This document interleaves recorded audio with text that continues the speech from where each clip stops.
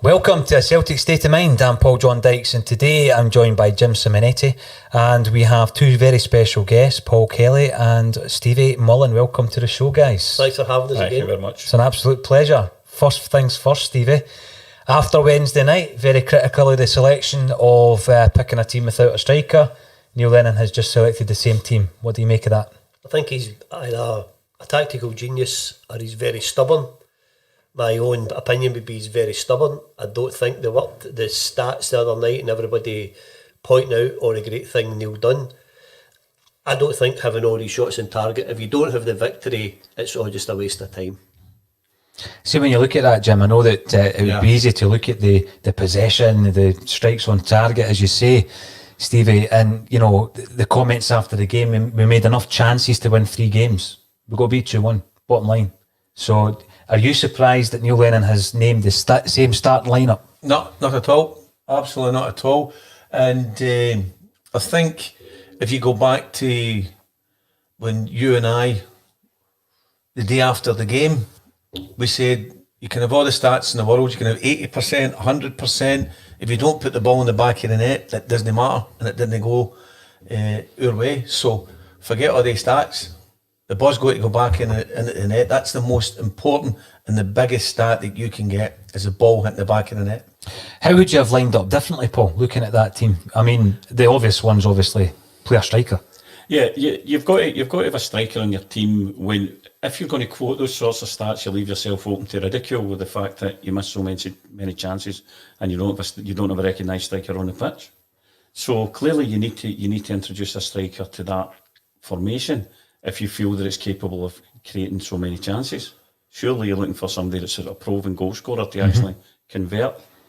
I think from my point of view, there's cases the manager can make about fitness and availability and all of that sort of thing. But for me, there's 3 strikers there that mean, for me, you can have one of them on the pitch at any given time.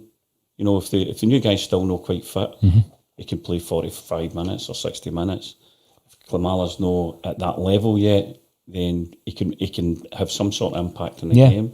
So I think you've definitely got to have a striker in the formation in your 11. The situation for me with the fullback is that if the manager feels that the fullback has a kind of long-term future at the club, then he's got to play him the day.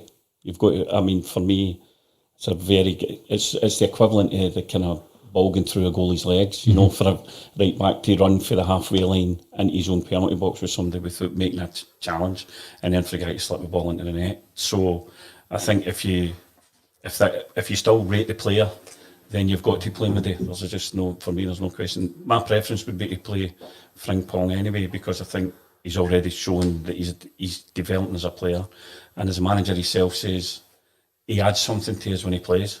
So yeah, he does. I would keep and he looked okay when he came on the other night as well. I think he made a difference when he came on the other night. See, when you're looking at this, Stevie, and you consider the fact that, you know, when I says to you, what's the lineup, and you told me there was no changes, I've had a chance to think about that. Would Lennon have been criticised if he threw in Klimala or Ayeti, because there's no way they've miraculously got fit over the last 3 days? Is he maybe thinking along those lines as well? I don't think he should be criticised for that if he would have started it. You've got 3 centre forwards on the bench. Like, you go back to Gordon Strachan, who is a favourite of mine, when he says if you play a centre forward, he leads the line in any formation as a centre forward. If you play a midfielder or a winger, a centre forward, they're playing that position excuse me, as a midfielder. So we don't have anybody to lead the line, the same as we won't have the other night. You'll have guys in a centre forward position, but it's no natural to them. So I think, as a Celtic fan, I think you've always have a centre forward. And if we don't forget, last week when we scored the goal at Tannadice, we had 2 centre forwards in the park. There's comments coming in via Facebook, Twitter and YouTube. Gary Doonan: Celtic have played a few times since 2016 without starting a recognised striker, including cup final wins, Europa League wins, a defeat at Ibrox all by Lennon, Brendan Rodgers and Ronnie Deila. Goals for 13, goals against 3.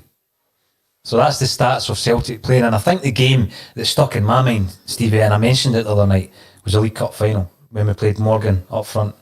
and we won 1-0, but a lot of that was down to the performance of Fraser Forster, of course. I still think it's a huge risk. I mean, the stats are there. If you've got the personnel who can still win you the game, great. But we were crying out for someone up front. But we can't claim great moral victories like the night we beat Barcelona 2-1. You've got all the possession shots against you. You either go, okay, we're happy to take a victory, because I think in a cup competition, all you want to be is in the next round. That's the worst record we've had the other night, in the earliest knockout in the Champions League, I think for 9 seasons during the 9 in a row. So I don't think if you're making season on season progress that we should be complimenting it. I got a wee thing the other night for Tommy Sheridan about something he had done, and he's got a great friendship with Neil, going back to when Neil done him a favour for the Tron Theatre. I think Neil Lennon's in a great privileged position at Celtic Park where all these guys don't want to get any criticism in them. And I think if you do something wrong, you're entitled to be examined. I totally agree with you, Stevie, because I think after the game, I was particularly critical of Neil Lennon, and then I come in for flack for having the audacity to criticise Neil Lennon. Neil Lennon picked the team. He had 2 strikers on the bench. We lost the game. So surely I'm entitled to criticise him in a balanced manner. Well, if you have the last 5 big games, the 2 games are the games in Scotland that really matter are your Celtic versus Rangers game. The last 2 has been League Cup final, where we were fortunate to walk away with the cup, but against a cup competition, so you just want to walk away with the cup. Next one was the 29th of December, outplayed, outthought, and the 3 European games was Copenhagen, Cluj, and the other night. Now, again, I think Tony Riley, Neil's agent, has been sending him out a wee script to write. They'll shout, what about Lazio? So that's 1 in 5. I don't think that's good enough to be Celtic manager if we're progressing. We talk sometimes when we play the big teams like PSG, but the money, the value of the Celtic team who played the other night against Ferencváros, going with transfer values now, is in excess of £100 million. I don't think get a Blue for Ragman for their team.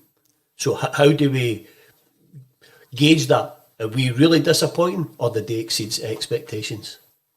I think it's a good point. If you're going to use that argument, as we often do when we're up against the PSGs of this world, then Ferencváros, I mean, in terms of finance, like you say, you know, European minnows is what they are, and they've came to Celtic Park in a one-off game. They've come out the traps looking like the home side, and they've inevitably beat us 2-1. And it was 2-1 with a whimper near the end, you know, because at no point in the last 15-20 minutes did I think Celtic are going to score a goal here. There's a great quote, attitude can overcome ability if ability doesn't show the correct ability. And I think if you go back to the famous photograph of Bobby Murdoch with his hands behind his back, throwing himself in front of the ball, it careered off his chest. I don't think we had a Celtic player like who would have took that decision to stop a ball going towards a goal.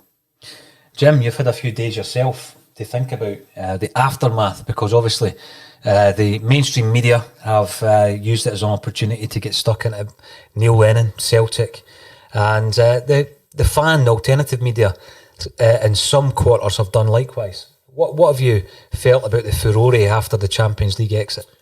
Hey, obviously, disappointed that we took that exit. And then when you look at Neil's lineup, and again we said you've got to look at this and say, is this a statement that Neil Lennon's making again today? Is it another statement that I'm going to play him? It could be one, Stephen saying regarding the stubbornness. He could be saying, well, I'm going to put this team back out again, maybe to show us all that it can work. But then again, maybe because he's saying, I don't rate what you're giving me.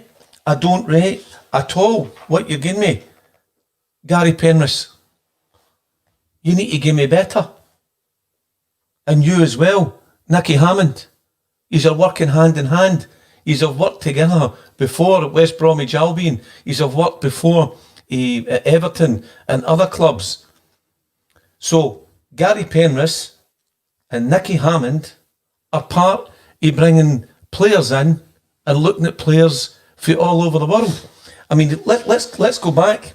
Gary Penrith actually made a statement that he said he was looking at 240 players for Celtic, and that was in May.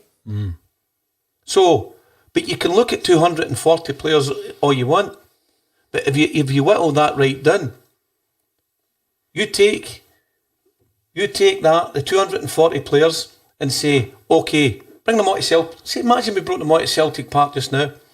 So us four are looking at them saying, and then Neil says, right, give me 10% of 240 over 3 days. On the fourth day, we're working with 24 players. Am I right? Yes. On the sixth day, he says to Stevie's the head guy in there with him, he says, Stevie, see today 24, I want 10%, so we're getting 2.5 players in a week. So we take the 2.5 players, 2 players or 3 players, whatever it may be at that point, and then we all get together and say, right, what one are we picking? Nine. Now that was Sir Alex Ferguson. I was privileged to a conversation with Sir Alex Ferguson that when Man United go out into the world, it might be 250,000 players out of the world. And then when you work them all down and then get them back to Carrington, it's 10%, and he's left with one player. No, he's still no good for us. So where Gary Penrith got his 240 players for, I would like to know.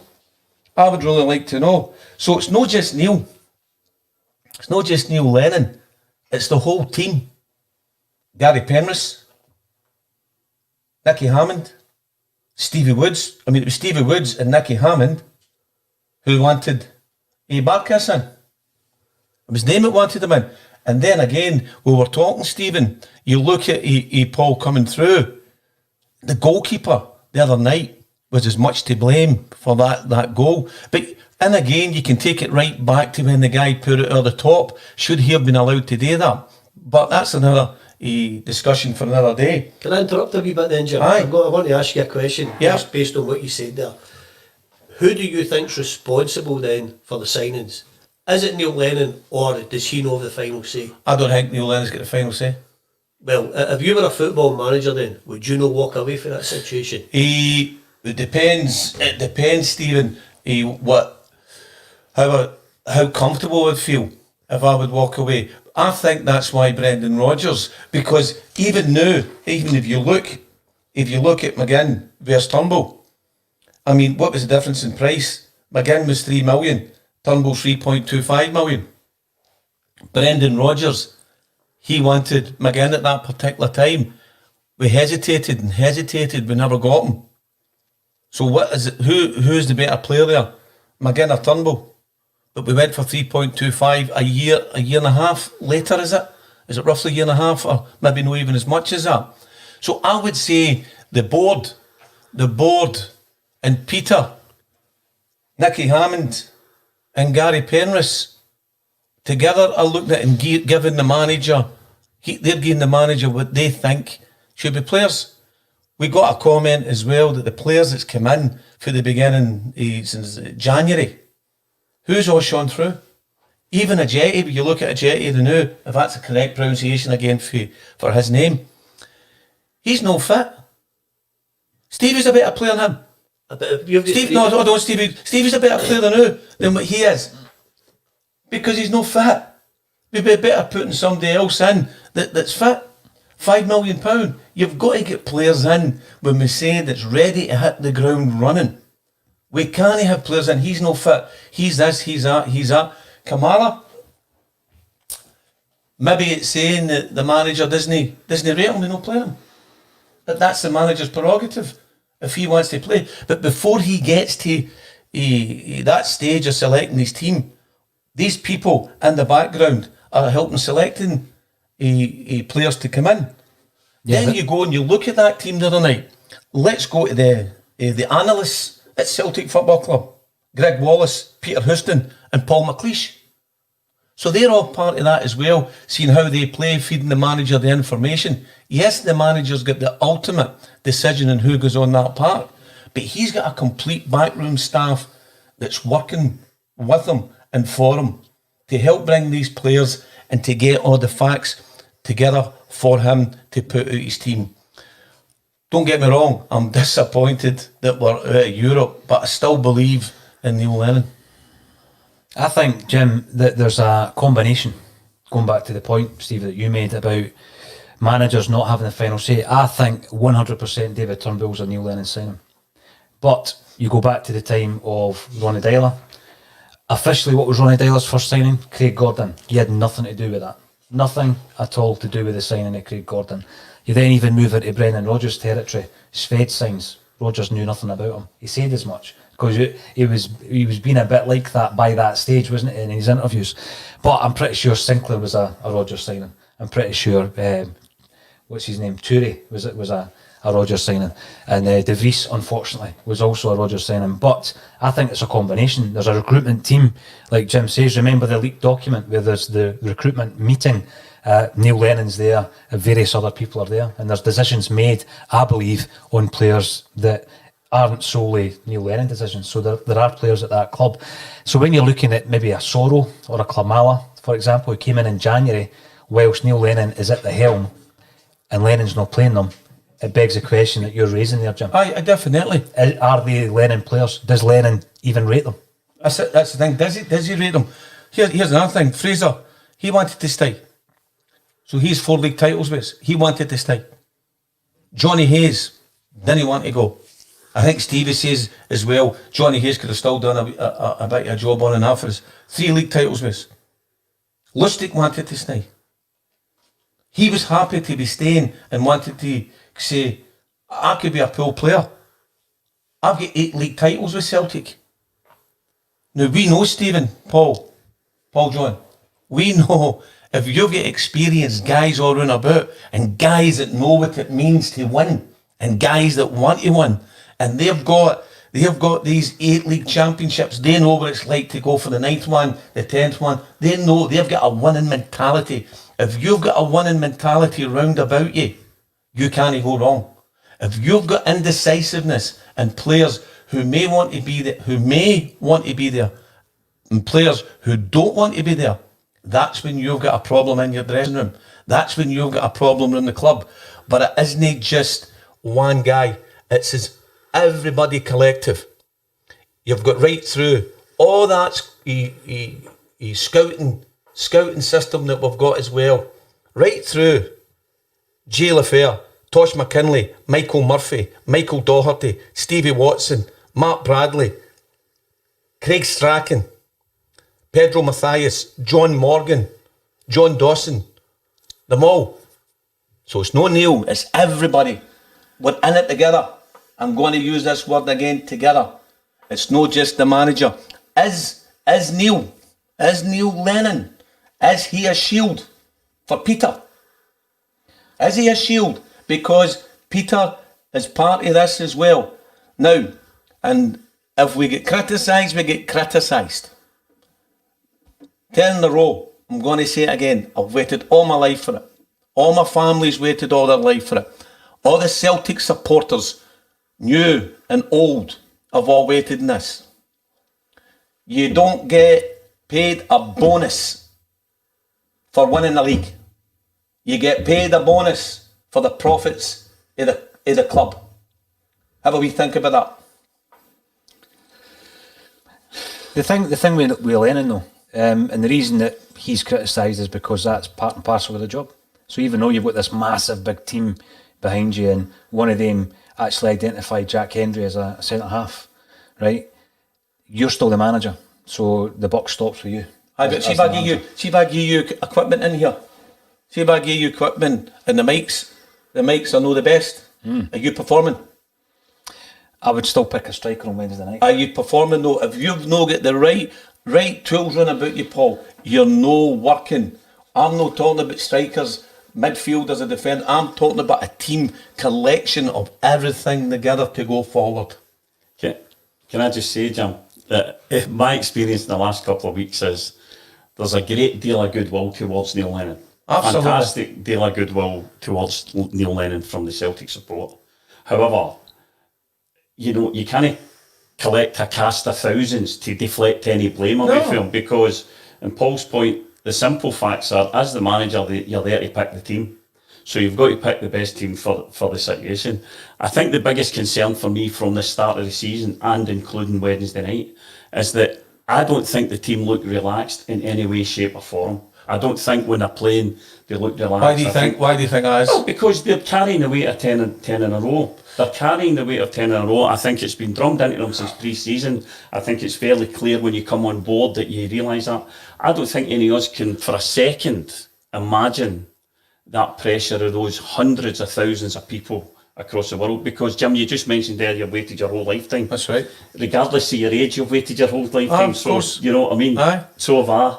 So is my 30-year-old son. You know, like people, my 15-year-old grandson. So, you know. Aye, but I'm not deflecting anything away from Neil Lennon. What I'm saying, Neil Lennon is part of everything, but so is everybody else behind the scenes. We're all one club. We're all one team together. You need to be a team together, and we need to feed and help the manager the best that we can. But going back to your point about recruitment, the fact for me about recruitment, you mentioned the word strategy, Paul. That's absolutely right. So is it a recruitment strategy that's driven by affordability, or is it a recruitment strategy driven by we need to get the best players available for that position? It's a good So question. where do you start? You know, Well, I can start, Paul, at 2015-16 if you want to make you through this. If this is a strategy. The players that we signed, 15-16, Boyata, Saidi Janko, Nadir Chifty, Scott Allen, Ryan Christie, Jozo Simonovic, Carlton Cole, Eric Sviatchenko and Colin Kazim Richards. 16-17, Aya, Musa, Kaulo Toure, Scott Sinclair, Doris De Vries, Gamboa and Abui Kouassi. 17-18, Hayes, Kundai Benyu, Incham, Compa, Lewis Morgan, Jack Hendry. 18-19, Scott Bain, Eddie, Izzy, Yusuf Malumbu, Bayo, Shved, Gutman and Manny Perez. 19-20, Julien, Bolingoli, El Hamid, Greg Taylor, Frimpong, Klamala and Sorrell. So I don't think there's any strategy in these signings because most of them went out the door without kicking a ball. There you go. Thanks, Stevie. Thanks. how much did they cost? Oh, well, that's another argument. But there you go, guys. There it is. Now, obviously, we've come through in the car together. We've been doing our homework. Stevie's becoming better and better with his facts every time he appears on the show. And that's the idea. There you are. Neil hitting the head. Stephen hitting the head. Where is it? Where is your strategy? But my wee bit of difference for you, Jim, right, on the Neil Lennon thing is, right, I think you've got the memo for Tony Riley to stick up for Neil. Martin Riley. Martin Riley, No, sorry. I don't even know him. when we're going round doing the lap of honour, Neil's happy to take the accolades. So let me finish. If you win something, Lenny good. If something bad happens, Peter bad. I don't think we can have that either. No. Because we sat here the other day, and us three was here the other day, and we all says the strategy this close season has been excellent by Celtic, and we complimented Peter, Lenny and the rest of the board for doing it. So now in the back of one bad team selection, I don't think we can criticise everybody at the club. No, we're not just criticising them for the sake of criticising. What we're saying, Stephen, is that it's everybody together. We're looking at everybody and how we go. Neil's not without sin. I'm not saying Neil Lennon's without sin. Of course he is. Of course he is. But so is the backroom staff. What's John Kennedy saying? What is he doing to help it as well? It's everybody. And all I'm asking for and looking for is where are they working as a tight, even tighter unit from now today going forward. But in any group, Jim, if it's any football club with the backroom staff, the manager has the ultimate decision. Absolutely. So the coaches can all have an input, but it'd be very rare that, say for example, a coach would be put in front of the cameras to explain a decision that the manager would make. So the manager last Saturday after Tannadice, when we've got a 1-0 victory, the attitude of my players is outstanding, excellent. His words, no mine. The other night he threw them under the bus. The attitude was stinking and he couldn't wait. They were bugging him because they were wanting to leave the club. Aye, and so you can't have that in 4 days, then put the same team back on the park again. I know, but I'm again, Stephen. He did praise the team last week, and then after the game, he's criticised them and threw them under the bus, and he shouldn't have done that. He's playing them again the danger, the exact same team. Aye. But he's criticised them early. He's playing them today. So back to your question: is he playing them today to say I'm being stubborn, or is he playing them today to say they can still do it for us? Well, here's just a question for you, right? That none of us will actually know the answer, but it's just a question. He drops Aya after the Kilmarnock game. brings in Near Beaton. Yeah. Now, and I'm not Beaton's biggest fan. 2 clean sheets. So why would they drop Near Beaton again to bring Ayer in on Wednesday night? Well, we asked that question. Yeah, We actually asked that threw him in question, for the didn't we? cold, Stevie. You're right. Now the teams are actually on the pitch. I noticed there, Jim. I had mentioned that one of your ex-players is leading the line for Motherwell. Tony Watt, one of the boys that you had as a youngster. He played a wee bit for us, right? Quick predictions before we go offline. We'll be back at half time for the analysis, but we're going to let you enjoy the action. Paul, quick prediction. 4-0 Celtic. 4-0 Celtic, Stevie. 3-1. 3-1. 3 points. 3 points. I'm going to go for 3-0. So thank you all for your input, and we will join you again at half time for some analysis. Enjoy the first half from Celtic Park. Hail, hail.